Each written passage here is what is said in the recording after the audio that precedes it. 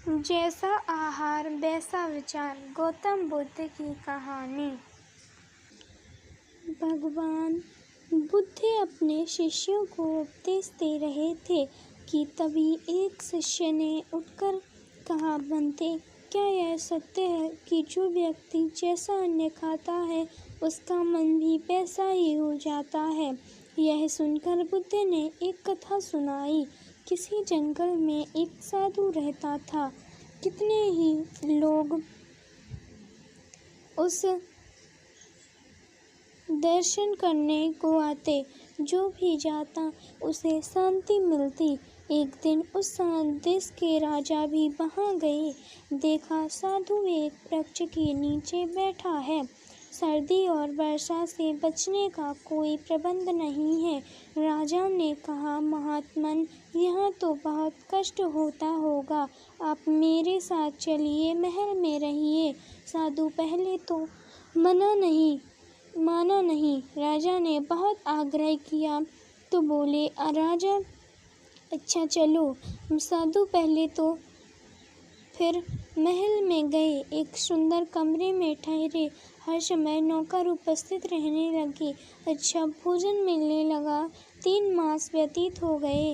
राजा उसकी पूजा करते, रानी उसमें श्रद्धा रखती। एक दिन रानी नहाने के लिए स्नान घर में गई। नहाकर उठी तो वह हीरो का हार पहनना भूल गई, जो उतारकर स्नानागार में रख दिया था। हार वहीं पड़ा रहा। रानी के पश्चात साधु स्नानघर में गया। हार को देखा, उठाकर अपने कौपीन में छिपा लिया। स्नानघर से निकल महल से बाहर चले गए। कुछ देर पश्चात रानी को हार का ध्यान आया। दासी से बोली, स्नानघर में हार छोड़ आई हूँ, उसे ले आओ। परंतु वहाँ तो हार नहीं था। खोज होने लगी स्नानघर में। रानी के पश्चात कौन गया, पता लगा कि महात्मा जी गए थे। महात्मा जी की खोज होने लगी। महात्मा मिले नहीं। राजा को ज्ञात हुआ तो उसने सिपाहियों को आज्ञा दी, उस साधु के पीछे जाओ, उसे पकड़ कर ले आओ। इधर से महात्मा शहर से बाहर निकले, जंगल में चले गए। दिन भर चलते रहे, पांव थक गए, भूख भी सताने लगी तो जंगल का एक फल तोड़कर खा लिया। फल था एक औषधि, उससे दस्त लग गए। इतने दस्त आए कि महात्मा जी निर्बल हो गए। तभी उन्हें हार का ध्यान आया। उसे देखते ही बोले, मैं इसे क्यों उठा लाया, मैंने चोरी क्यों की। उस समय वापस चल पड़े। आधी रात के समय राजा के महल पर पहुँचे। आवाज़ दी, राजा जागे। महात्मा ने उसके पास जाकर कहा, राजन, आपका यह हार है, ले लो। मैं यहाँ से उठाकर ले गया था, मुझसे अपराध हुआ, मैं क्षमा मांगने आया हूँ। राजा ने आश्चर्य से कहा, वापस ही लाना था तो आप इसे ले क्यों गए थे। साधु ने कहा, राजन, क्रोध न करना। 3 मास तक मैं तुम्हारा अन्न खाता रहा, उससे मेरा मन पापी हो गया। जंगल में जाकर दस्त आए, शरीर शुद्ध हो गया, तुम्हारे अन्न का प्रभाव समाप्त हो गया। तब मैंने वास्तविकता को जाना और वापस आ गया। इसलिए कहते हैं कि जैसा अन्न खाओगे वैसा मन बनेगा। जो व्यक्ति गंदा और खोटा अन्न खाता है तो उसका मन कभी अच्छा होगा ही नहीं। अन्न को जिस भावना से कमाया है और तैयार किया है, उसका प्रभाव मन पर पड़ता है। अज्ञानता का परिणाम। ज्ञान हमेशा व्यक्ति को प्रसन्न रखता है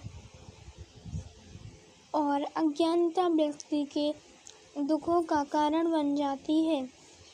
सही ज्ञान न होने के कारण उस लकड़हारे को भी बहुत दुख हुआ, लेकिन तब तक समय उसके हाथों से रेत की तरह फिसल चुका था।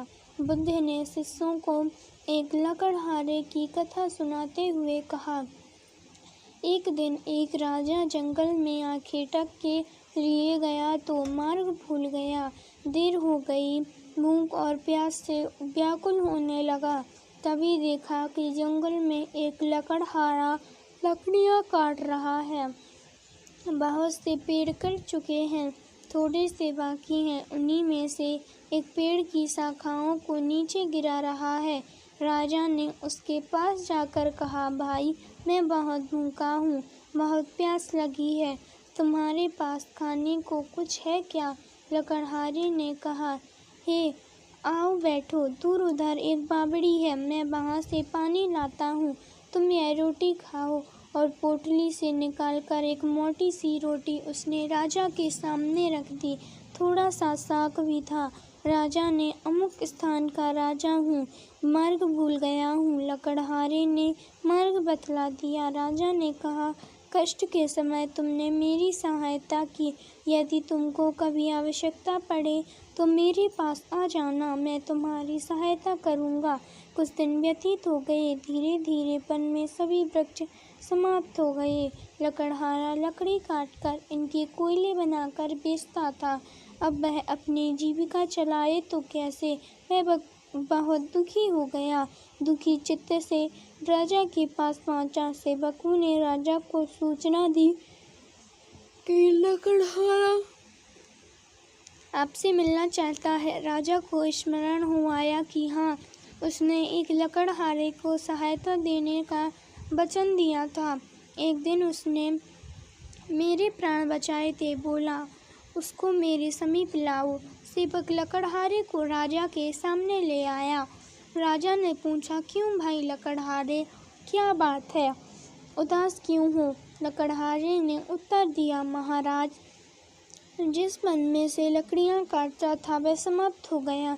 अब जीविका का मेरे पास कोई साधन नहीं है। आपकी शरण में आया हूँ कि कोई वन मिले तो मैं भूखा मरने से बच जाऊँ। राजा ने कहा, तुम्हारी समस्या का समाधान अवश्य ही होगा। उसके चले जाने के पश्चात अपने मंत्रियों को बुलाकर परामर्श किया कि इस लकड़हारे को क्या दिया जाए।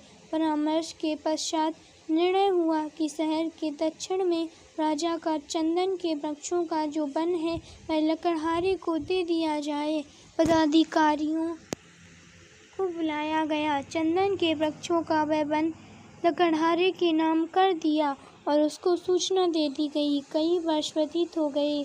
राजा एक दिन अपने महल में बैठा था कि लकड़हारे का ध्यान आया। प्रसन्नता के साथ उन्होंने सोचा, अब तो लकड़हारा बहुत धनी हो गया होगा, कई भवन तथा महल बनवा लिए होंगे, इसलिए चलकर उसे देखना चाहिए।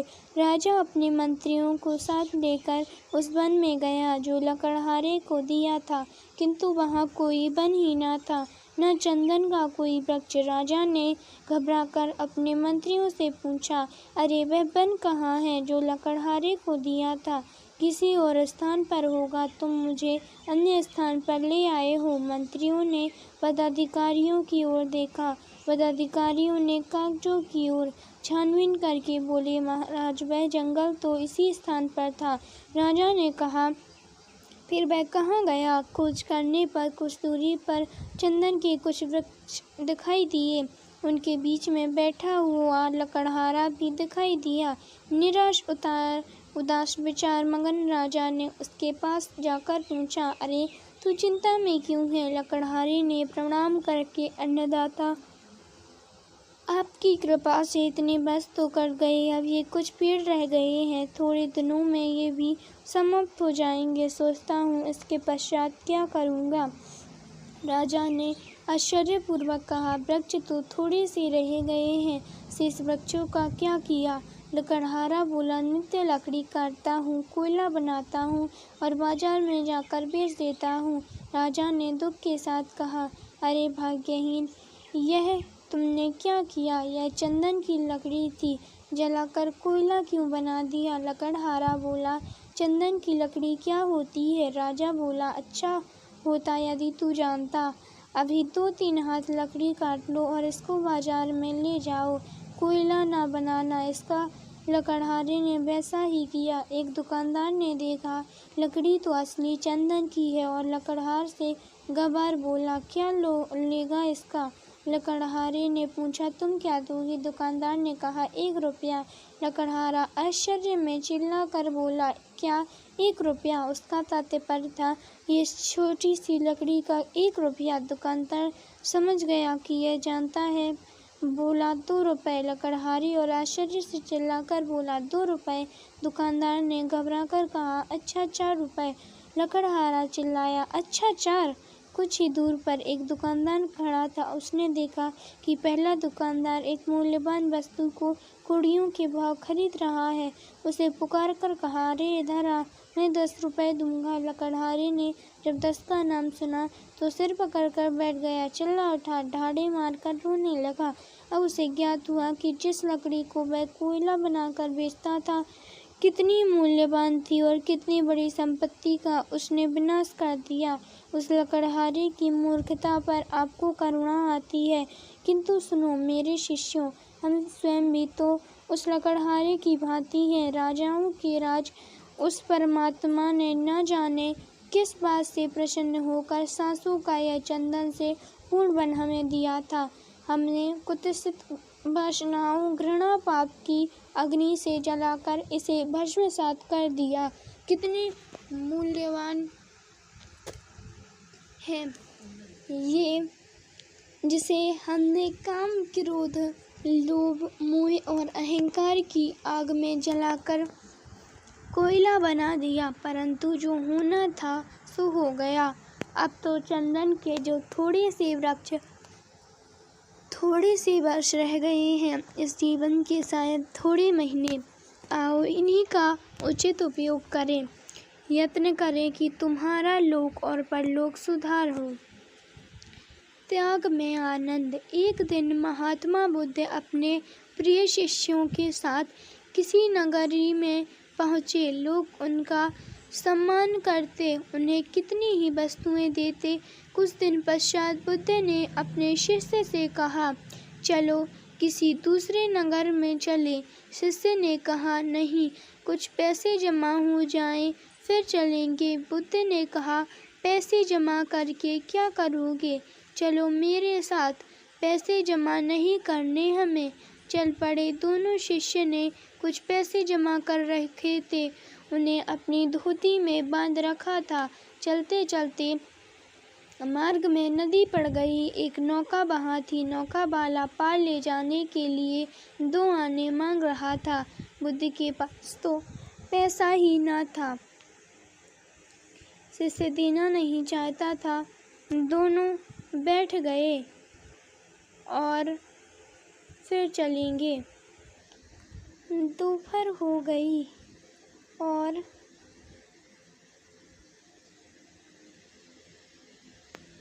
संध्या हो गई, रात हो गई। नाविक अपने घर को जाने लगा तो बोला बाबा तुम यहाँ कब तक बैठे रहोगे? यह जंगल है, यहाँ रात को सिंह पानी पीने आता है, अन्य पशु भी आते हैं, मैं तुम्हें मार डालेंगे। शिष्य ने कहा तुम हमें पार ले चलो। नाविक ने कहा मैं तो 2 आने लिए बिना नहीं जा सकता। शिष्य को सिंह के विचार से लगने लगा। धोती से 4 आने निकाल कर बोला अच्छा नहीं मानते तो ये लो। नाविक ने 4 आने लिए, उन्हें पार ले गया। पार जाकर शिष्य ने कहा देखा बनते, आप तो कहते थे कि पैसा इकट्ठा करने की आवश्यकता नहीं। बुद्ध ने हंसते हुए कहा सोचकर देखो बेटा, पैसा एकत्र करने से तुम्हें सुख नहीं मिलता, पैसे को देने से मिला। सुख त्याग में है, एकत्र करने में नहीं। दुख का निवारण। एक दिन तथागत अपने शिष्यों को उपदेश दे रहे थे कि तभी एक शिष्य उठकर बोला बनते, क्या हर दुख का निवारण किया जा सकता है? बुद्ध बोले यह सत्य है कि हर दुख का निवारण है। इसी संदर्भ में तुम्हें एक कथा सुनाता हूँ। एक सेठ का नौकर लंबे समय से उनके पास रहकर उनकी सेवा कर रहा था। वह बड़ा ईमानदार था, साफ सफाई का पूरा ध्यान रखता था, इसलिए सेठ जी उससे बहुत प्रसन्न रहते थे। एक दिन शाम को जब सेठ जी घर आए तो देखा कि उनकी पुरानी दीवार घड़ी टूट पड़ी है। उन्होंने नौकर को बुलाकर पूछा यह घड़ी कैसे टूट गई? नौकर ने कहा मालिक, मैं सफाई कर रहा था कि घड़ी हाथ से छूट गई और टूट गई। गलती मेरी है, आप मुझे क्षमा करें। सेठ तेज आवाज में बोले, क्षमा मांगने से क्या होता है? घड़ी बरसों से कमरे में लगी थी, कमरे की शोभा थी, और तुम्हें पता ही है कि यह मुझे कितनी प्रिय थी। डांटने के अलावा सेठ जी और कर भी क्या सकते थे? बहुत भरोसे का नौकर जो था। रात को सेठ जी को नींद आ गई। बार बार घड़ी टूटने की बात मन में जाती थी। अचानक उनकी निगाह नौकर पर गई। वह खर्राटे ले रहा था। उससे सेठ को और भी दुख हुआ। मालिक के नुकसान का उसे जरा भी ख्याल नहीं था। सेठ की आकुलता और नौकर की निराकुलता ने उसकी बेचैनी और बढ़ा दी। अगले दिन सेठ ने एक प्रयोग किया। नौकर ने दिन भर काम किया। शाम को सेठ ने उसे बड़े प्यार से बुलाया और कहा, देखो कल नुकसान हो गया, इससे मेरा मन खिन्न हो गया था, इसी से मैंने तुम्हें डांटा था, पर यह तो कल की बात थी। आज मेरा मन प्रसन्न है। तुम मेरे साथ इतने दिन से हो, इतना अच्छा काम करते हो। कल ही मेरे मन में आया था कि मुझे तुम्हारी सेवा के लिए कुछ इनाम देना चाहिए। सोचता हूँ क्यों ना यह घड़ी ही तुम्हें दी जाए, पर क्या करें, वह तो तुम्हारे हाथ से टूट गई। यदि नहीं टूटती तो आज तुम्हारी होती। यह कहकर सेठ तो उस रात बड़ी आनंद से सोया, पर नौकर सारी रात करवटें बदलता रहा। बार बार उसके मन में एक ही बात आती रही कि अगर घड़ी नहीं टूटती तो वह मुझे मिल जाती। कथा सुनाकर बुद्ध बोले, अब शायद तुम समझ ही चुके होगे कि लोभ ही दुख का सबसे बड़ा कारण होता है। इसे त्याग कर ही हर दुख से मुक्ति पाई जा सकती है। मानवता प्रथम।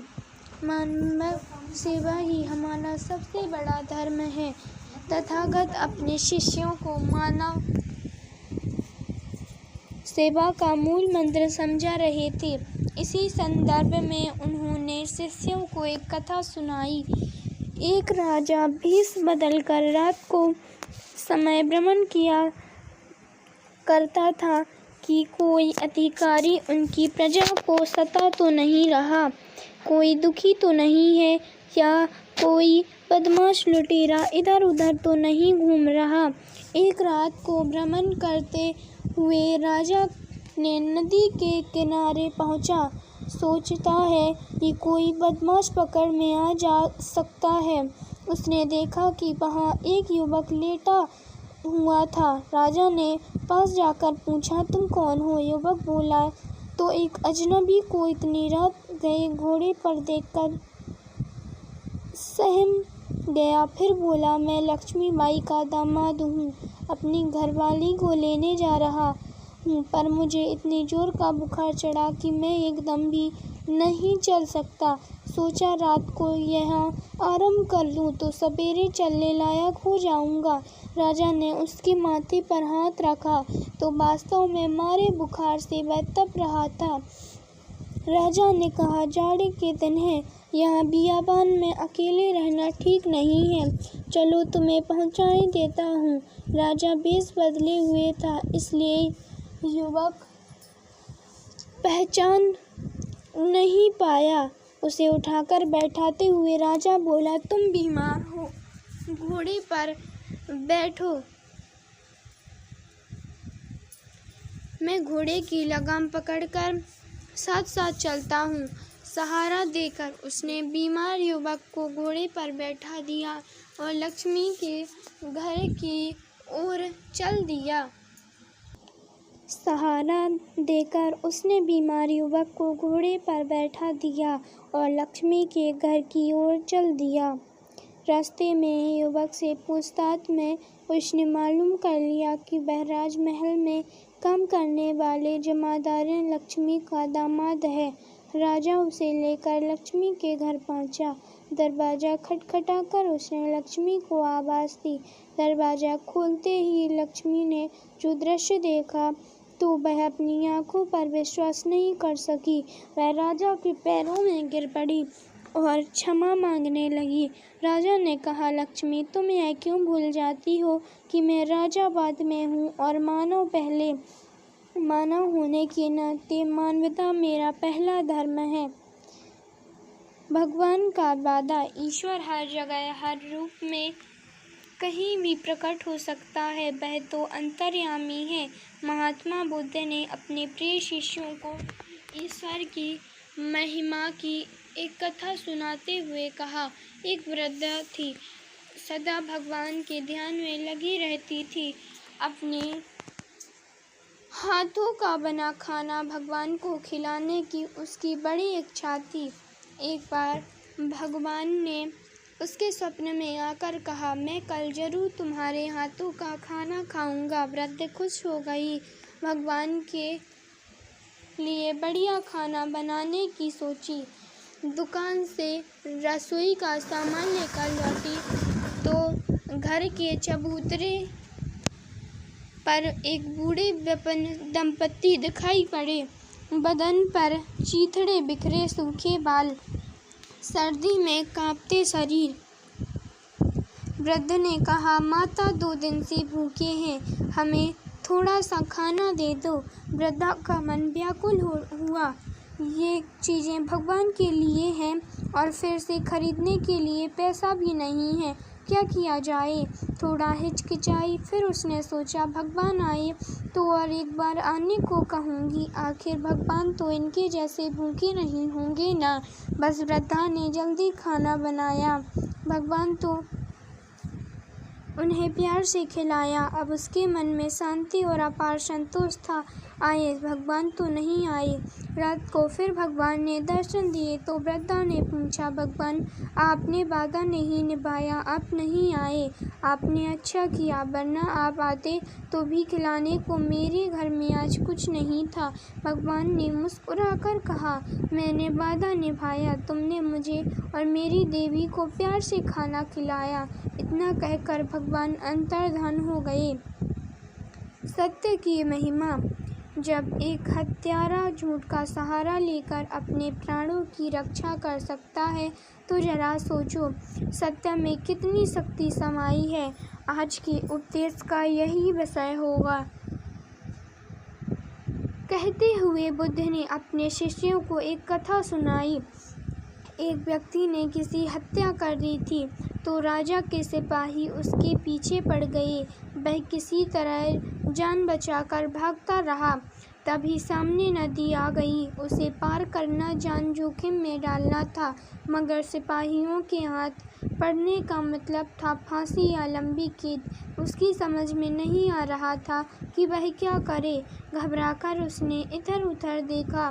नदी के किनारे एक आदमी भभूत लगाकर साधु बना ध्यानमग्न बैठा था।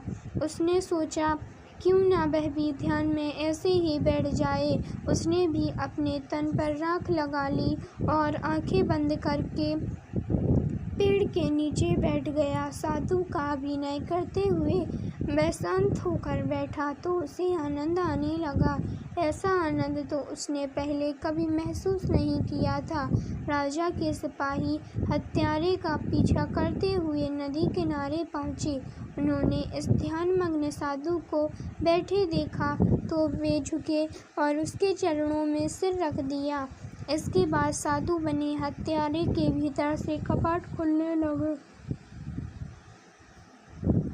वह हैरान हुआ कि मैं तो केवल फरेबी साधु हूँ, मगर इन्हें क्या दिखाई पड़ गया जो इन्होंने मेरे पैर छू लिए। झूठ इतना कारागर हो सकता है तो सत्य का क्या पता कितना कारागर हो। सिपाही पैर छूकर चले गए, लेकिन वह हत्यारा पूरी तरह बदल गया। उसके जीवन में क्रांति आ गई, क्योंकि उसने देखा कि किसी झूठी साधुता को इतना सम्मान मिल गया तो सच्ची साधुता को कितनी श्रद्धा मिलेगी। वर्षों से बंद उसकी आंखें पल भर में खुल गईं। सच्ची लगन। एक व्यक्ति बाण चलाने की कला में अत्यंत निपुण था। उसके बनाए हुए बाणों को जो भी देखता उसके मुँह से बरबस बाहें निकल पड़ती थी। एक दिन जब वह बाण बनाने में तल्लीन था, उसके कर्मचारी के आगे से धूमधाम के साथ एक संपन्न व्यक्ति की बारात निकली। वह अपने काम में इतना तल्लीन था कि बारात की ओर उसका ध्यान नहीं गया। थोड़ी देर बाद कर्मशाला के सामने से भगवान बुद्ध निकले। तब तक वह अपना काम कर चुका था। बुद्ध ने पूछा, बंधु, आपके यहाँ से एक धनी व्यक्ति की बारात गई थी, उसे गए कितना समय बीत गया? बनते, मुझे क्षमा कीजिए, मैं बाण बनाने में जुटा था, इसलिए बारात को नहीं देख पाया, वह बोला। यह सुनकर बुद्ध चौंके। बोले, भाई, जब आप यहाँ उपस्थित थे तो ढोल ताशों का, तुरई का शोर तो आपने सुना ही होगा। बनते, मेरा धंधा ही मेरे लिए प्रभु पूजा अर्चना वंदना और सब कुछ है।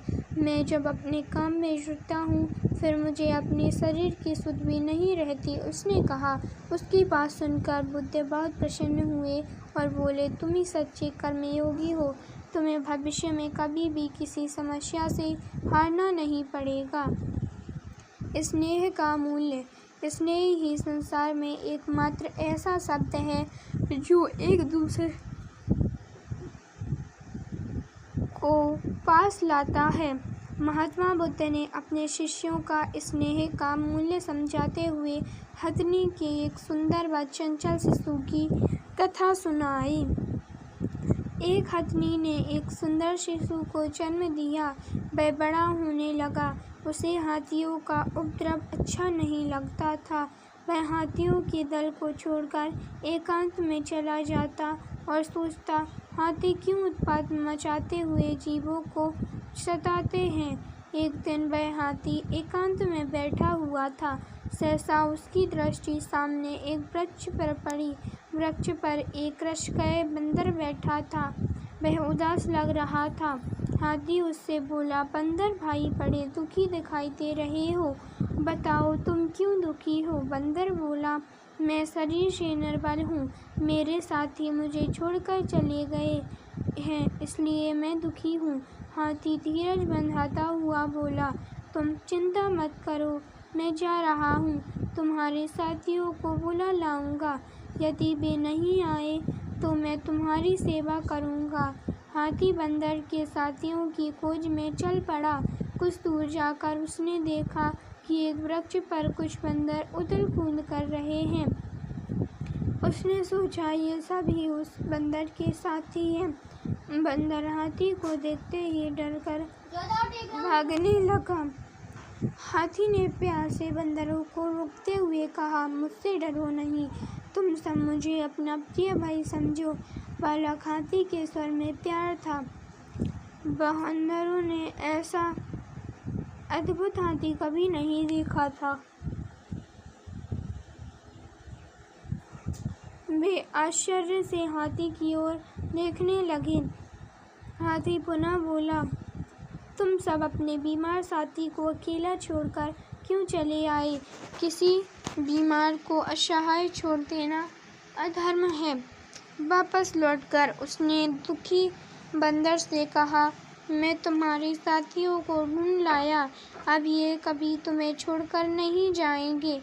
हाथी के उपकार ने उदास बंदर का मन हर्ष से भर दिया। हाथी की विनम्र वाणी ने सभी जीवों में नए प्राण का भर दिया। जो प्यार से बोलता है, दूसरों का उपकार करता है, उसकी पूजा सभी लोग करते हैं। काल करे सो आज कर।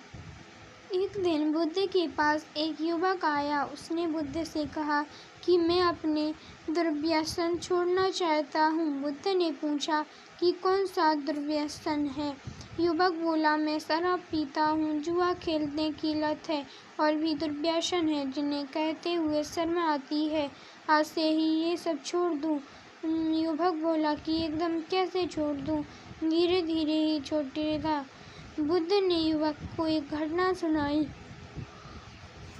एक समय एक संत के पास एक धनी युवक आया और उन्हें सहस्रों स्वर्ण मुद्राएं देने लगा। संत ने नाराजगी के स्वर में कहा, चल मेरे साथ, और मेरे सामने देने लगा। संत ने नाराजगी के स्वर में कहा, चल मेरे साथ, और मेरे सामने ही इन्हें गंगा में फेंक दे। वे उस युवक की बाहें पकड़कर उसे गंगा तट पर ले गए। युवक ने स्वर्ण मुद्राएं गंगा में फेंकना प्रारंभ किया, लेकिन उसने सोचा कि एक-एक गिनकर फेंकूं। वह शाम तक फेंकता रहा। अंत में बची हुई मुद्राओं का ढेर संत ने उससे छीन लिया और एक साथ गंगा में फेंक दिया। संत ने युवक से कहा कि इन स्वर्ण मुद्राओं के एक साथ न फेंककर तुमने जिस तरह गिन-गिन कर फेंका, उससे दो बातें खुलकर सामने आ गईं। एक तो यह कि इन स्वर्ण मुद्राओं से तुम्हें कितना अधिक लगाव था, जो तुम फेंकने से पहले इन्हें गिन लेना चाहते थे। दूसरे यह कि जिस जगह तुम फेंकने से पहले इन्हें गिन लेना चाहते थे, दूसरे यही कि जिस जगह तुम मात्र एक कदम उठाकर पहुंच सकते थे, वहां पहुंचने के लिए तुमने बेकार में हजारों कदम बढ़ाए। बुद्ध ने नवयुवक को समझाया कि दुर्व्यसन छोड़ना है तो फिर धीरे धीरे छोड़ने का बहाना क्या, एकदम क्यों नहीं छोड़ देते? आज से छोड़ दो, अभी से छोड़ दो। युवक ने उसी दिन दुर्व्यसन छोड़ने की कसम खा ली। अदृश्य बंधन। एक गांव में एक व्यक्ति अपनी गाय को रस्सी से बांधकर जंगल की ओर ले जा रहा था। तभी वहां से बुद्ध निकले। बुद्ध ने गाय चराने वाले को देखा तो वहां बड़ा मजेदार दृश्य था। चरवाहा उस गाय को जंगल की ओर ले जाने की कोशिश करता और गाय की थी कि उल्टी भोर भाग पड़ती। चरवाहा कभी गाय की रस्सी खींचता और कभी गाय को मारता। बुद्ध वहीं खड़े होकर देखने लगे कि गाय है, चरवाहा है, रस्सी भी है, लेकिन तीनों में तारतम्य एकदम नहीं है। बुद्ध जब यही सोच रहे थे, तभी वहां से उसी गांव के बहुत से लोग निकले और वे भी गाय तथा चरवाहे के बीच की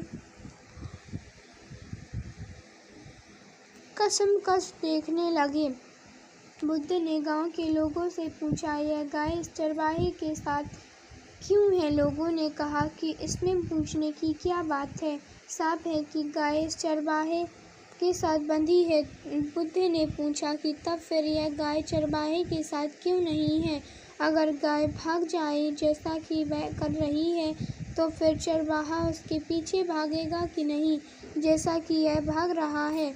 उन लोगों ने कहा कि चरवाहे को तो गाय के पीछे भागना ही पड़ेगा। बुद्ध ने समझाया, देखो, गाय के गले में जो रस्सी है वह बहुत साफ दिखाई दे रही है, वह दृश्य रस्सी है। चरवाहे से गाय एक दृश्य बंधन से बंधी है, लेकिन चरवाहा भी एक अदृश्य बंधने से बंधा है गाय से, इसलिए वह गाय को छोड़ नहीं सकता। हम सब इसी प्रकार बंधे हैं, कोई दृश्य बंधन से तो कोई अदृश्य बंधन से। हम ऐसे बंधनों के दास हैं। मुक्ति का उद्देश्य ऐसे बंधनों से मुक्त होना है। उपदेश का परिणाम। किसी नगर में एक बूढ़ा चोर रहता था। 16 वर्षीय उसका एक लड़का भी था। चोर जब ज़्यादा बूढ़ा हो गया तो अपने बेटे को चोरी की विद्या सिखाने लगा। कुछ ही दिनों में वह लड़का चोरी विद्या में प्रवीण हो गया। दोनों बाप बेटा आराम से जीवन व्यतीत करने लगे। एक दिन चोर ने अपने बेटे से कहा, देखो बेटा, साधु संतों की बात कभी नहीं सुननी चाहिए। अगर कहीं कोई महात्मा उपदेश देता है तो अपने कानों में अंगुली डालकर वहां से भाग जाना समझे। हाँ बापू, समझ गया। एक दिन लड़के ने सोचा, क्यों ना आज राजा के घर पर ही हाथ साफ कर दूं। ऐसा सोचकर उधर ही चल पड़ा। थोड़ी दूर जाने के बाद उसने देखा कि रास्ते के बगल में कुछ लोग एकत्र होकर खड़े हैं। उसने आते हुए एक व्यक्ति से पूछा, उस स्थान पर इतने लोग एकत्र क्यों हैं? उस आदमी ने उत्तर दिया, वहाँ एक महात्मा बुद्ध उपदेश दे रहे हैं। यह सुनकर उसका माथा ठनका। इनका उपदेश नहीं सुनूंगा। ऐसा सोचकर अपने कानों में अंगुली डालकर वहाँ से भाग निकला। जैसे ही वह भीड़ के निकट पहुँचा कि एक पत्थर से ठोकर लगी और वह गिर गया। उस समय बुद्ध कह रहे थे, कभी झूठ नहीं बोलना चाहिए, जिसका नमक खाएं उसका कभी बुरा नहीं सोचना चाहिए। ऐसा करने वाले को भगवान सदा दुखी बनाए रखते हैं। ये दो बातें उसके कान में पड़ी। वह झटपट उठा और कान बंद कर राजा के महल की ओर चल दिया। वहाँ पहुँचकर जैसे ही अंदर जाना चाहा कि उसे वहाँ बैठे पहरेदार ने टोका। अरे कहाँ जाते हो? तुम कौन हो? उसे बुद्ध का उपदेश याद आया। झूठ नहीं बोलना चाहिए। चोर ने सोचा आज सच ही बोलकर देखूं। उसने उत्तर दिया, मैं चोर हूँ, चोरी करने जा रहा हूँ। अच्छा जाओ। उसने सोचा राजमहल का नौकर होगा, मजाक कर रहा है। चोर सच बोलकर राजमहल में प्रवेश कर गया। एक कमरे में घुसा, वहाँ ढेर सारा पैसा तथा जेवर देख उसका मन खुशी से भर गया। एक थैले में सब धन भर लिया और दूसरे कमरे में घुसा, वहाँ रसोई घर था। अनेक प्रकार के भोजन वहाँ रखे थे। वह खाना खाने लगा। खाना खाने के बाद वह थैला उठाकर चलने लगा कि तभी फिर बुद्ध का उपदेश याद आया, जिसका नमक खाओ उसका बुरा मत सोचो। उसने अपने मन में कहा, खाना खाया, उसमें नमक भी था, इसका बुरा नहीं सोचना चाहिए। इतना सोचकर थैला वहीं रखकर वह वापस चल पड़ा। पहरेदार ने फिर पूछा, क्या हुआ, चोरी क्यों नहीं की? देखिए, जिसका नमक खाया उसका बुरा नहीं सोचना चाहिए। मैंने राजा का नमक खाया है, इसलिए चोरी का माल नहीं लाया, वही रसोई घर में छोड़ आया। इतना कहकर वह राजा वहाँ से चल पड़ा। उधर रसोई घर में शोर मच गया। पकड़ो पकड़ो, चोर भागा जा रहा है। पहरेदार ने चोर को पकड़ के दरबार में उपस्थित किया। राजा के पूछने पर उसने बताया कि एक महात्मा के द्वारा दिए गए उपदेश के मुताबिक मैंने पहरेदार के पूछने पर अपने को चोर बताया, क्योंकि मैं चोरी करने आया था। आपका धन चुराया, लेकिन आपका खाना भी खाया जिसमें नमक मिला था, इसलिए आपके प्रति बुरा व्यवहार नहीं किया और धन छोड़कर भागा। उसके उत्तर पर राजा बहुत खुश हुआ और उसे अपने दरबार में नौकरी दे दी। वह 2-4 दिन घर नहीं गया तो उसके माता पिता को चिंता हुई कि बेटा पकड़ लिया गया, लेकिन 4 दिन के बाद लड़का आया तो बूढ़ा अचंभित रह गया। अपने बेटे को अच्छे वस्त्रों में देखकर लड़का बोला, पिताजी आप तो कहते थे कि किसी साधु संत की बात मत सुनो, लेकिन मैंने एक महात्मा की बात सुनी और उसी के मुताबिक काम किया, तो देखिए सच्चाई का फल मुझे राज दरबार में अच्छी नौकरी मिल गई। लालच का फल। कभी कभी अधिक लालच व्यक्ति के सोचने समझने की शक्ति को छीन कर देता है। ऐसा ही कुछ हुआ उस मछुआरे की लालची पत्नी के साथ। लालच से भरी कथा सुनाते हुए भगवान बुद्ध ने अपने शिष्यों से कहा, एक समय की बात है, सागर के मध्य में एक द्वीप पर एक टूटी फूटी झोपड़ी थी, जिसमें एक मछुआरा अपनी पत्नी के साथ रहता था। मछुआरा नित्य जाल लेकर सागर तट पर जाता और मछलियां पकड़ कर लाता। वह जो भी मछलियां पकड़ता सिर्फ निर्वाह के लिए ही होती थीं। मछुआरा बड़ा ईमानदार और मेहनती था। एक दिन उसने अपना जाल डाला और जब उसे खींचा तो उसे कुछ भारी सा महसूस हुआ। वह मुश्किल से जाल को खींचने पर रहा था, पर जाल को बाहर निकालने पर उसने देखा कि उसमें सिर्फ एक छोटी सी सुनहरे रंग की मछली थी, लेकिन वह कोई साधारण मछली नहीं थी। वह मनुष्य की आवाज़ में बोली, हे मानव, मुझे मत पकड़ो, मुझे नीले सागर की गहराइयों में ही रहने दो। मैं तुम्हारा उपकार कभी नहीं भूलूंगी। तुम्हारी यदि कोई इच्छा हो तो बताओ, मैं उसे पूरा करूंगी। यह सुनकर मछुआरा सोच में पड़ गया। उसने कहा, मुझे तुमसे कुछ नहीं चाहिए, जाओ निर्भय होकर नीले सागर में ही विचरण करो। यह कहकर उसने मछली को वापस सागर के जल में ही छोड़ दिया। जब वह घर लौटा तो उसकी पत्नी ने पूछा, आज कितनी मछलियाँ पकड़ी?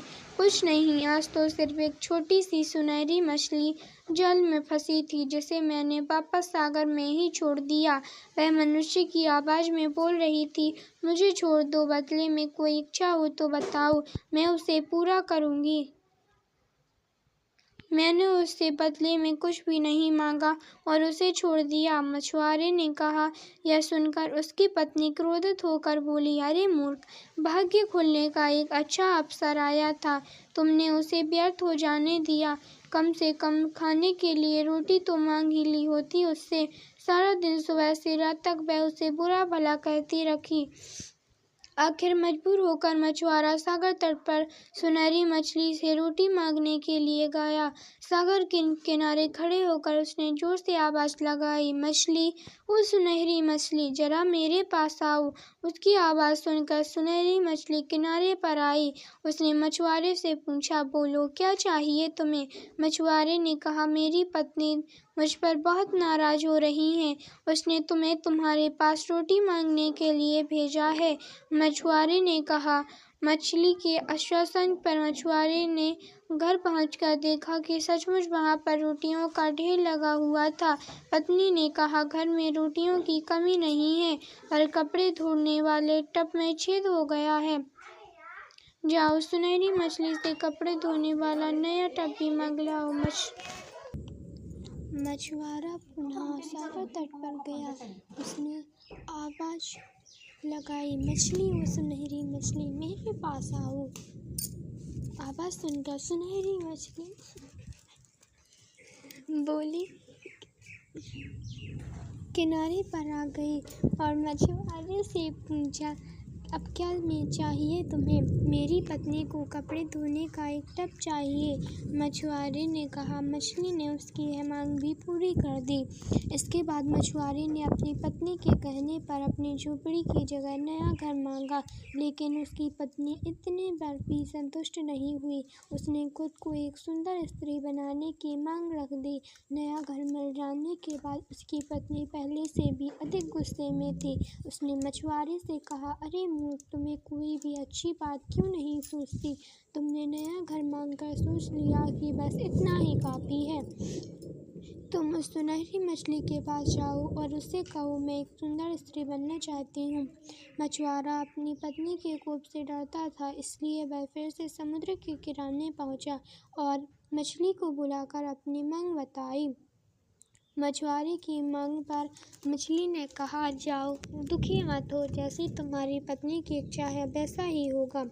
मछुआरा घर पहुंचा तो उसने देखा इस बार उसके पुराने घर के स्थान पर एक 3 मंजिला भव्य मकान था, जिसमें कई नौकर चाकर काम में लगे थे और उसकी पत्नी एक ऊंची कुर्सी पर सज धज कर विराजमान थी। उसने अपनी पत्नी से कहा, कैसी हो मेरी सुंदर पत्नी? पत्नी ने यह सुनकर गुस्से में आग बबूला होकर चीख पड़ी, अरे बेशरम, मेरी जैसी सुंदर स्त्री को अपनी पत्नी कहने की तुम्हारी हिम्मत कैसे हुई? नौकरों, इधर आओ, इस व्यक्ति को पकड़कर 40 चाबुक लगाओ, जिससे इसके होश ठिकाने आ जाएं। आदेश पाकर नौकर दौड़ते हुए आए और उसकी गर्दन पकड़कर खींचते हुए अस्तबल में ले गए। वहां उसे चाबुक से इतना मारा कि वह बड़ी मुश्किल से खड़ा हो सका। इसके बाद उसकी पत्नी ने कहा, अब से तुम इस घर के नौकर हो। यह कहकर उसने एक झाड़ू थमाकर पूरे घर की सफाई का कार्य सौंप दिया। बेचारे मछुआरे का जीवन नर्क हो गया। मछुआरा सारा दिन सफाई में ही लगा रहता। गलती होने पर उसकी पीठ पर चाबुक लगाए जाते। वह सोचता, कैसी स्त्री है यह? अच्छे दिन आने पर अब मुझे अपना पति भी नहीं समझती। कुछ दिन बाद उसने पुनः मछुआरे को बुलाया और कहा, जाओ, उस सुनहरी मछली को फिर से कहो कि मैं अब रानी बनना चाहती हूँ। मछुआरे की मांग पर सुनहरी मछली ने उसकी पत्नी को रानी बना दिया। मछुआरा अब घर वापस आया तो उसने देखा कि उसके पहले वाले घर के स्थान पर सोने का भव्य महल था। सैनिक महल के चारों तरफ निगरानी कर रहे थे। उसकी पत्नी रानी की तरह रत्न जड़ित पोशाक में महल से बाहर मनोरम दृश्य को निहार रही थी। धीरे धीरे उसे रानी की जिंदगी में भी ऊब महसूस करने लगी। उसने सैनिकों को आदेश दिया, जाओ, मेरे मछुआरे पति को मेरे सामने हाजिर करो। सैनिकों ने अविलंब मछुआरे को उसके सामने हाजिर किया। उसने कहा, सुनो, अभी जाओ और सुनहरी मछली से कहो कि अब मैं इस पूरे सागर की मालकिन बनना चाहती हूँ, जिससे उसमें रहने वाली सभी मछलियाँ मेरा आदेश माने।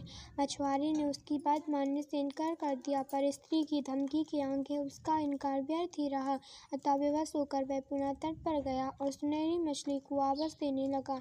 इस बार सुनहरी मछली नहीं आई। मछली उसके पास आई। उसने आते ही पूछा, बोलो क्या चाहिए?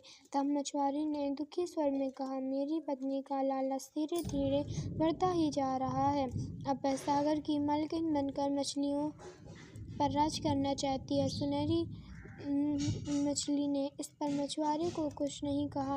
वह पीछे मुड़ा और सागर में जाकर विलुप्त हो गई। मछुआरे वापस के पास गया। उसने देखा कि महल के स्थान पर अब पहले की ही तरह एक टूटी-फूटी झोपड़ी है। नौकर, चाकर, सैनिक व बाग बगीचे सब गायब हो गए हैं। झोपड़ी के अंदर उसकी पत्नी फटे पुराने कपड़ों में दुखी होकर बैठी है। उसे अपने किए पर बड़ा पछतावा हो रहा है। मछुआरे व उसकी पत्नी दोनों पहले की ही तरह जीवन यापन करने लगे। मछुआरा रोज जाल लेकर सागर तट पर मछलियाँ पकड़ने जाता, पर उसके जाल में सुनहरी मछली फिर कभी नहीं फंसी। जब आवे संतोष धन। प्रतिदिन की भांति भगवान बुद्ध सभी शिष्यों को आत्मसंतोष का बोध करा रहे थे। आत्मसंतोष ही सबसे बड़ा धन है। इसी ज्ञान का बोध कराते हुए भगवान बुद्ध ने शिष्यों को एक कथा सुनाई। एक गांव में एक गरीब व्यक्ति रहता था। वह बहुत मेहनत करता था, किंतु वह धन नहीं कमा पाता था। इस प्रकार उसके दिन बड़ी मुश्किल से बीत रहे थे। कई बार तो ऐसा हो जाता कि उसे कई दिनों तक सिर्फ एक वक्त का खाना खाकर ही गुजारा करना पड़ता था। इस मुसीबत से छुटकारा पाने का कोई उपाय उसे नहीं सूझता। एक दिन उस महात्मा बुद्ध के मिल गए।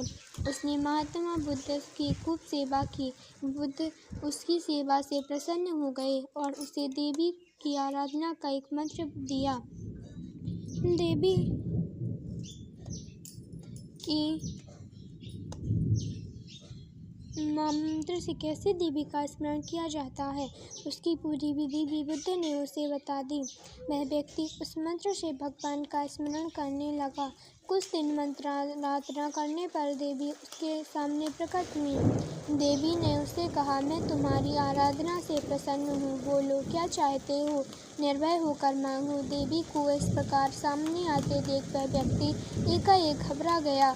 क्या मांग जाए वह तुरंत तय ही न कर सका, इसलिए हड़बड़ाकर मैं बोला, देवी जी इस समय तो नहीं, हाँ मैं कल आपसे मांग लूँगा। देवी कल प्रातः आने के लिए कहकर अंतर्धान हो गई। घर जाकर वह व्यक्ति सोच में पड़ गया कि देवी से क्या मांगा जाए, वर भी कैसा मांगा जाए। वह उस पर विचार करने लगा। ये जमींदार लोग गांव के सब लोगों पर रौब गांठते हैं, इसलिए देवी से वर मांगकर मैं जमींदार हो जाऊं तो अच्छा रहे। यह विचार कर उसने जमींदारी मांगने का निर्णय कर लिया। इस विचार के आने के बाद वह सोचने लगा कि जब लगान भरने का समय आता है तब ये जमींदार भी तो तहसीलदार साहब की आरजू मिन्नतें करते हैं। इस प्रकार इन जमींदारों से बड़ा तो तहसीलदार ही है, इसलिए जब बनना ही है तो बड़ा तहसीलदार क्यों ना बन जाऊं। इस प्रकार विचार कर वह तहसीलदार बनने की इच्छा करने लगा। अब वह अपने इस निर्णय से खुश था, लेकिन उसके मन में विचार समाप्त नहीं हुआ और कुछ देर बाद उसे जिलाधीश का ध्यान हुआ आया। वह जानता था कि जिलाधीश साहब के सामने तहसीलदार भी कुछ नहीं है। तहसीलदार तो भीगी बिल्ली सा बना जाता है। जिलाधीश के सामने इस तरह से उसे अब तहसीलदार का पद भी फीका लगने लगा। अतः इच्छाएं बढ़ती चली गईं। वह सोचने विचारने में ही इतना फंस गया कि कुछ तय नहीं कर पाया कि क्या मांगा जाए। इस तरह दिन तो बीता ही, रात भी बीत गई। सवेरा हुआ। वह अब भी कुछ निर्णय नहीं कर पाया था। ज्यों ही सूरज की पहली किरण पृथ्वी पर पड़ी, त्यों ही देवी उसके सामने प्रकट हो गई। देवी बोली, बोलो आप क्या चाहते हो। अब तो तुमने सोच विचार कर निश्चय कर लिया होगा कि क्या मांगना है। उसने हाथ जोड़कर उत्तर दिया, देवी मुझे कुछ नहीं चाहिए, मुझे तो सिर्फ आत्मसंतोष का गुण दीजिए, यही मेरे लिए पर्याप्त है। देवी ने पूछा, क्यों भाई, तुमने धन दौलत क्यों नहीं मांगी। यह विनम्रता से बोला, देवी मेरे पास धन दौलत नहीं आई, बस आने की आशा मात्र हुई, तो उसकी चिंता से रात भर नींद नहीं आई। यदि वास्तव में मुझे दौलत मिल जाएगी तो फिर नींद तो एकदम विदा ही हो जाएगी, इसलिए मैं जैसा हूँ वैसा ही रहना चाहता हूँ। आत्मसंतोष का गुण ही सबसे बड़ी दौलत होती है, आप मुझे यही दे दीजिए। देवी ने उसे आशीर्वाद देते हुए और अंतर्धान हो गई। वह व्यक्ति पहले की तरह प्रसन्नता से अपना जीवन बिताने लगा। बदमानी और नेकुनामी। अपने शिष्यों को नेकनामी का उपदेश देते हुए भगवान बुद्ध बोले, हे शिष्यों, बुरे काम छोड़ देने पर भी उसकी बदनामी मिटाई नहीं जा सकती, इसलिए हमें कभी भी बुरे काम की बदनामी उसका पीछा नहीं छोड़ती। जैसे ऋषि वाल्मीकि का प्रारंभिक जीवन उनके परिचय में हमेशा उल्लिखित किया जाता है, और इसी से जुड़ी एक कथा तुम्हें और सुनाता हूँ। एक छोटे से कस्बे में पंडित रामानंद शास्त्री रहा करते थे। वे बहुत सदाचारी थे और हर किसी की मदद को हमेशा तैयार रहते थे। आसपास के कई लोगों तक उनकी ख्याति थी। उनका एक पुत्र था, रामसेवक। रामसेवक इकलौता होने के कारण बड़ा ही चंचल और नटखट था। पंडित जी की हार्दिक अभिलाषा थी कि उनका बेटा विद्या प्राप्त करके उन्हीं की तरह सदाचारी बने और पूजा पंडिताई का काम करे, लेकिन पिता की इच्छा के विपरीत लाडला रामसेवक हमेशा शरारतें किया करता था। पंडित रामचंद्र शास्त्री उसे समझाने का प्रयास करते रहते थे, लेकिन रामसेवक को बुरे कामों में मजा आता था। अंत में निराश होकर पंडित जी ने रामसेवक को समझाना बंद कर दिया। जब कभी कोई उनके पुत्र की शिकायत लेकर आता तो पंडित जी अपने घर के मुख्य द्वार पर एक कील गाड़ देते। कुछ ही दिनों में दरवाजा कीलों से भर गया।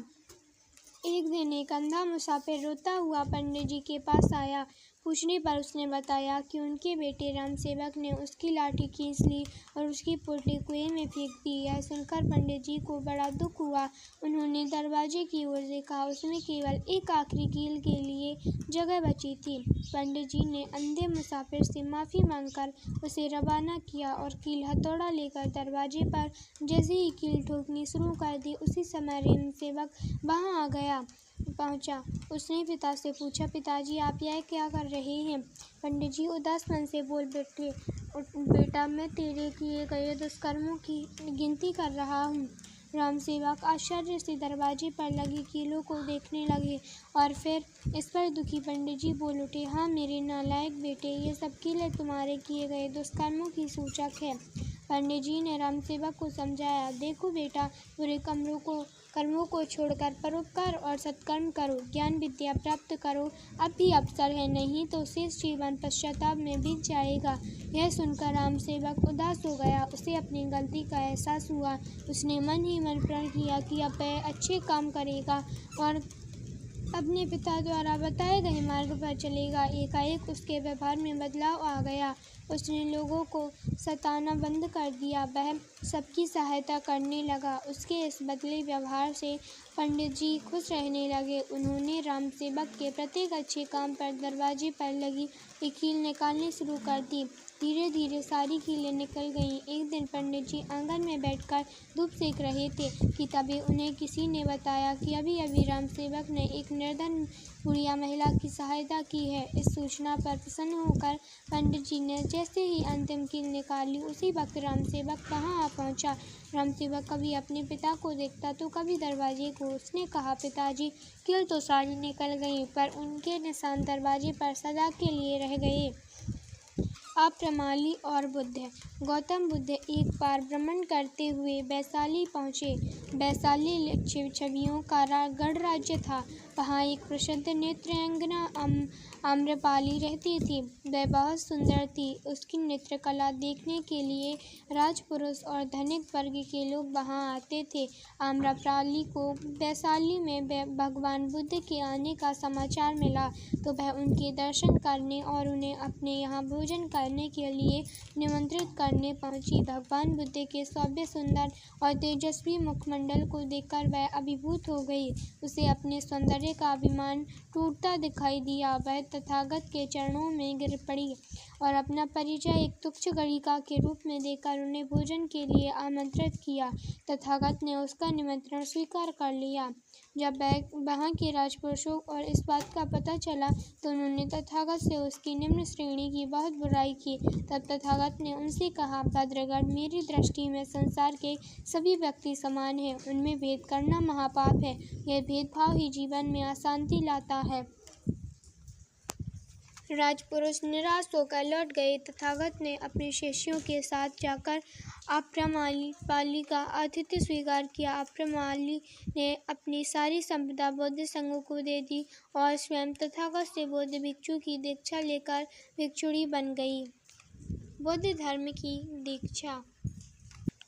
तथागत बुद्धत्व की प्राप्ति के पश्चात पहली बार अपने गृह राज्य कपिलवस्तु में पधार रहे थे। उनके आने का समाचार पाकर नगर में चारों ओर हर्ष की लहर दौड़ गई।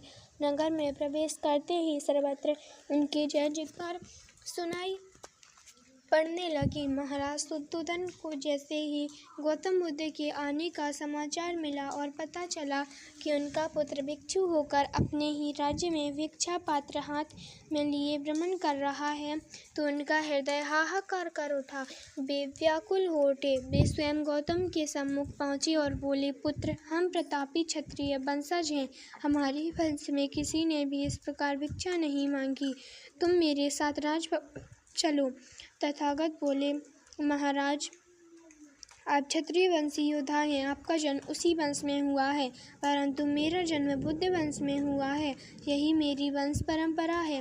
फिर भी पिता होने के कारण मेरा कुछ तो तुम पर अधिकार है। पुत्र, क्या मेरी इतनी इच्छा भी नहीं पूरी करोगे कि तुम अपने शिष्यों सहित राजभवन में चलकर भोजन करो? शुद्धोधन ने अश्रु बहाते हुए कहा। राजा के आग्रह पर तथागत सभी भिक्षुओं के साथ राजमहल में पधारे तो संन्यास ले लिया, परंतु हमारे बुढ़ापे का सहारा अब कौन बनेगा? क्या अपनी पत्नी, पुत्र और माता पिता के प्रति तुम्हारा कोई कर्तव्य नहीं है? क्या यह अकरुणता और जीवन से पलायन नहीं है? तथागत ने उत्तर दिया, महाराज, न तो यह जीवन से पलायन है और न ही अकर्मण्यता। मैंने तो प्रारंभ में ही करुणा और प्रेम का मार्ग अपनाया है। अपने शिष्यों को भी यही उपदेश देता हूँ, जो केवल अपने सुखों तक सीमित रहते हैं। वे स्वार्थी हैं। समस्त जीवों से प्रेम करना जीवन की उत्तम सार्थकता है। उनके लिए जीवन का उत्सर्ग न तो अकारणमय है और न ही जीवन की उत्तम सार्थकता है, न तो अकारणमय है और न ही जीवन में पलायन। सभी से प्रेम करना जीवन का सर्वाधिक उच्च कर्म है। तथागत का उपदेश सुनकर महाराज शुद्धोधन समझ गए कि उनके सम्मुख बैठा व्यक्ति अब कोई साधारण युवराज नहीं है, वह बुद्ध है और समस्त संसार ही अब उसका घर है। तभी सहसा तथागत उठे और बोले, महाराज, मैं देवी यशोधरा से मिलने उनके कक्ष में जाना चाहता हूँ। ऐसा कहकर वे चल दिए। यशोधरा को पता चला कि उसके पति राजमहल में पधारे हैं, परंतु वह उनसे मिलने नहीं गई थी। वह मान किए बैठी थी। तभी राहुल ने माँ से पूछा, माँ, पिताजी राजभवन में आए हैं, फिर भी तुम उनसे मिलने क्यों नहीं गई? यशोधरा ने उत्तर दिया, बेटा, तेरे पिता घर बार छोड़कर समस्त मानव जाति को सुख शांति का मार्ग दिखाने गए हैं। उनके मन में मेरे लिए जरा सा स्थान होगा तो वे स्वयं यहाँ आएंगे। उसी समय तथागत ने यशोधरा के कक्ष में प्रवेश किया और राहुल ने आगे बढ़कर तथागत के चरणों में शीश नवाया। यशोधरा ने अपने आंसुओं से तथागत के चरण पखार दिए। बरसों का थमा बादल मानो फट पड़ा था। तथागत बोले, उठो यशोधरा, मन को शांत करो। तुम्हारा त्याग महान है। तुम्हारे इस त्याग के कारण ही मैं शाश्वत सत्य को पाने में सफल हुआ हूँ। इस त्याग के कारण ही तुम महान हो। उठो, मुझे भिक्षा नहीं दोगी? यशोधरा उठी और राहुल का हाथ पकड़कर बोली, प्रभु, आप भिक्षुक बनकर मेरे द्वार पर आए हैं। मेरे पास देने के लिए आपका यह पुत्र राहुल है, इसे स्वीकार कीजिए।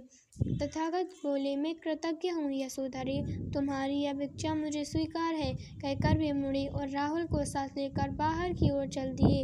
राजमहल से निकलकर एक बड़े जनसमूह को संबोधित करते हुए बुद्ध ने कहा, भिक्षुओं, मनुष्य के लिए धर्म और संघ के अतिरिक्त कोई अन्य उत्तराधिकार नहीं है। वह उत्तराधिकार मैंने अपने पुत्र राहुल को दिया है और वही मैं तुम सभी को देता हूँ। वहाँ उपस्थित सभी लोगों ने बौद्ध धर्म स्वीकार किया। भगवान बुद्ध ने उपदेश दिया। सभी ने गौतम बुद्ध की जय जयकार की। बुद्ध ने देखा कि राजमहल से निकलकर प्राय उसके सभी बंधु बांधव संघ की शरण में आ गए हैं, परंतु बचपन से ही उनसे ईर्ष्या रखने वाला उनका चचेरा भाई देवदत्त वहां नहीं आया। वह आज भी उनसे द्वेष भाव रखता है। बुलाने पर ही वह आया और बौद्ध भिक्षु बन गया। उसके मन में जो मंथन चल रहा था, भगवान बुद्ध उसे अच्छी प्रकार से जानते थे, फिर भी उन्होंने उसे संघ में सम्मिलित कर लिया। देवदत्त का षड्यंत्र। देवदत्त यद्यपि बौद्ध धर्म अपनाकर संघ में सम्मिलित हो गया था, परंतु उसके हृदय में बुद्ध के प्रति निष्ठा समाप्त नहीं हुई थी। दूसरी ओर सम्राट बिम्बिसार की छोटी रानी छलना और उसके पुत्र अजातशत्रु को सम्राट बिम्बिसार का बौद्ध धर्म तथा तथागत के प्रति स्नेह भाव बिल्कुल पसंद नहीं था। देवदत्त की सहायता से अजातशत्रु ने सम्राट बिम्बिसार को बंदी बनाकर बंदी गृह में डाल दिया और स्वयं मगध का सम्राट बन बैठा। बंदी गृह में ही सम्राट का देहभासन हो गया। उनके दिवंगत होते ही वह निरुकुंस हो गया। उसने देवदत्त की सलाह पर राज्य में घोषणा करवा दी कि मगध के नागरिक महात्मा बुद्ध के प्रवचन सुनने न जाएं। जो वहां जाएगा उसे कड़ा दंड दिया जाएगा। उन दिनों तथागत गौतम घृतकूट की पहाड़ी पर निवास कर रहे थे। उनके पास सूचना पहुंची कि उसने बौद्ध विहारों तक में ताले डलवा दिए हैं। तथागत गौतम को लगा कि अजातशत्रु को सही मार्ग पर नहीं लाया गया तो वह संघ का भारी अहित करेगा। वे अपने प्रिय शिष्य आनंद को साथ लेकर मगध की ओर चल दिए। तथागत बुद्ध मगध पहुँचे तो किसी ने उनका स्वागत नहीं किया। वे सीधे राजमहल पहुँचे और सम्राट अजातशत्रु से मिले। राजपुत्र, अपने पिता को बंदी बनाकर तुमने जघन्य पाप किया है। अब तुम इस भ्रम में हो कि साम्राज्य की समस्त भूमि तुम्हारी है। तुम तो स्वयं अपने स्वामी नहीं हो, फिर इस विशाल देश के स्वामी भी कैसे हो सकते हो। महात्मा बुद्ध के वचन सुनकर अजातशत्रु क्रोध में भर गया और बोला, तुम मुझे क्या शिक्षा देते हो। तुम्हारे जब अपने ही तुम्हारे नहीं है, फिर तुम दूसरों को अपना बनाने का नाटक क्यों करते फिरते हो।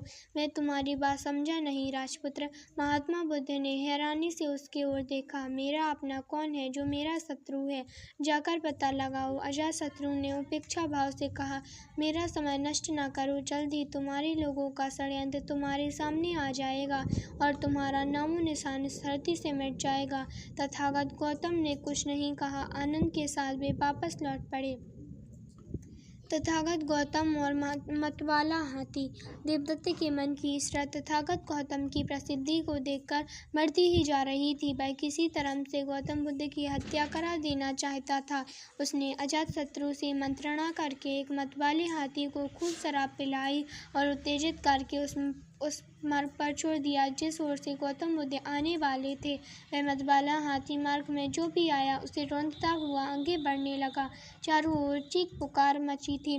लोग अपनी जान बचाकर इधर उधर भाग रहे थे।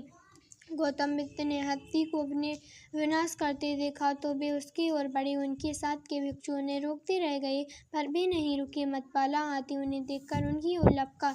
उसे अपना और आता देख गौतम बुद्ध निश्चल होकर बीच मार्ग में खड़े हो गए। जैसे ही मतवाला हाथी उनके सामने आया, उन्होंने शांत भाव से अपना दाहिना हाथ अभय मुद्रा में उठाकर हाथी की ओर कर दिया। गौतम की शांत मूर्ति को देखकर हाथी एकदम शांत हो गया। उसने सूंड ऊंची करके उन्हें प्रणाम किया और शांत भाव से वापस चला गया। हाथी को वापस जाते देखकर देवदत्त बौखला गया। उसी रात उसने राज्य के कुछ खूंखार हत्यारों और अजातशत्रु के द्वारा महल में बुलवाया और उनसे कहा, आज रात यदि तुमने उस पाखंडी बुद्ध की हत्या कर दी तो सम्राट तुम्हें बड़ी बड़ी जागीरें देंगे। तुम यह हत्याएं करके जो माल कमाते हो वह उससे कहीं ज्यादा होगा। तुम लोग धनिक श्रेष्ठियों की तरह जीवन यापन करोगे। भिक्षु देवदत्त सत्य कहते हैं। अजातशत्रु ने कहा, यदि तुमने उसे खत्म कर दिया तो मैं तुम्हें माला माल कर दूंगा। तुम्हारी आज तक के सभी अपराध क्षमा कर दिए जाएंगे। हत्यारों के सरदार ने कहा, आप निश्चिंत हो जाएं सम्राट, भिक्षु देवदत्त का यह कार्य हम चुटकियों में कर देंगे। ऐसा कहकर वे चारों हत्यारे तथागत गौतम की हत्या करने चले दिए। वे चारों हत्यारे भयानक खड्ग उठाए अपने चेहरों को कपड़ों से ढककर वहां पहुंचे जहां भगवान बुद्ध पद्मासन की मुद्रा में बैठे थे। परंतु उन चारों हत्यारों ने जब भगवान बुद्ध की तेजोमय शांत मुद्रा को देखा तो उनके हाथ रुक गए। वे चारों उनके चरणों में गिर पड़े। उनका सरदार बोला, प्रभु हमें क्षमा करें, उस भिक्षु के कहने से हम यह जघन्य अपराध करने चले थे, हमें क्षमा करें, हम ऐसा नहीं कर सकते। भगवान बुद्ध ने मुस्कुराकर कहा, तुमने मेरा हित किया ही क्या है जो मुझसे क्षमा मांगते हो, फिर भी मैं तुम्हें क्षमा करता हूँ। कृपया मुझे इतना बता दो कि वह भिक्षु कौन है जिसके हृदय की हिंसा वृत्ति को मैं नष्ट करने में असफल रहा हूँ। सरदार बोला, प्रभु उसका नाम देवदत्त है, वह सम्राट अजातशत्रु से मिला हुआ है। ठीक है, तुम जाओ। भगवान बुद्ध ने उन्हें माफ कर दिया। धन्यवाद। जैसा आहार वैसा विचार। गौतम बुद्ध की कहानी। भगवान